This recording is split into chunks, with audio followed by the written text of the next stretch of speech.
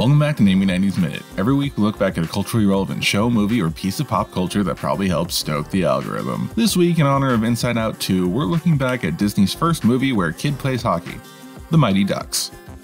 The Mighty Ducks is a 1992 sports comedy drama starring the jock from The Breakfast Club, Perry White from Lois and Clark, The New Adventures of Superman, Pacey from Dawson's Creek, Foggy Nelson in the MCU Daredevil series, Katie from Wet Hot American Summer, Little Pete from The Adventures of Pete and Pete, and the guy that faked a hate crime against himself. The story starts out with Young Guns, a successful yet arrogant DA, who celebrates his 30th win and then gets arrested for drunk driving afterwards, and is sentenced to 500 hours of community service by coaching the local Pee Wee hockey team. He has a tragic backstory with the league as he lost his father before his Pee Wee championship game and missed the tie-breaking penalty shot at the last second, sending it into overtime, which they lost. He finds that the team he's coaching has no practice facility, equipment, or skills, and in their first outing against the top team, his old team that still has the same coach who holds a grudge against him for losing the championship all those years ago, they lose 17-0. So he teaches the children how to dive and get penalties, which upsets the children further, and they lose their next game as well. He visits his old mentor Hans for advice and is encouraged to reconnect with his childhood passion for the game and apologize to Peter Bishop from Fringe and his mother. Young Guns 2 gets his boss to sponsor the team so they can get some real equipment and rename the team to the Ducks after the boss, Ducksworth. They recruit 3 new players, figure skating siblings Tommy and Tammy, and a bully turned enforcer, Fulton. Men at Work also learns that the star player for his old team lives in their district and should be on their team, so they force them to transfer to the Ducks, but the rest of the team hears the conversation out of context and revert to their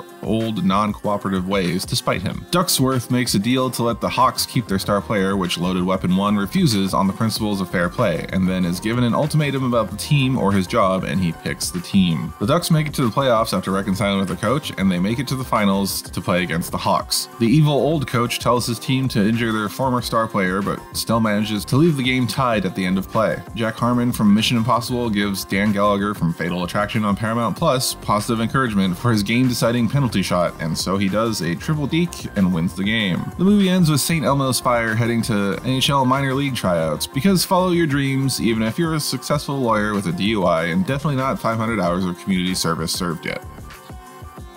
And that's The Mighty Ducks in a Namely 90s Minute. More or less. Join us again next Tuesday for another Namely 90s Minute. Remember, you can always hear these a day early on full episodes of Namely 90s on all major podcasting platforms. And most of the small ones, too. Please subscribe and do all the other YouTube things. Bell ringing, share, like, subscribes, that sort of stuff. And we'll catch you next time.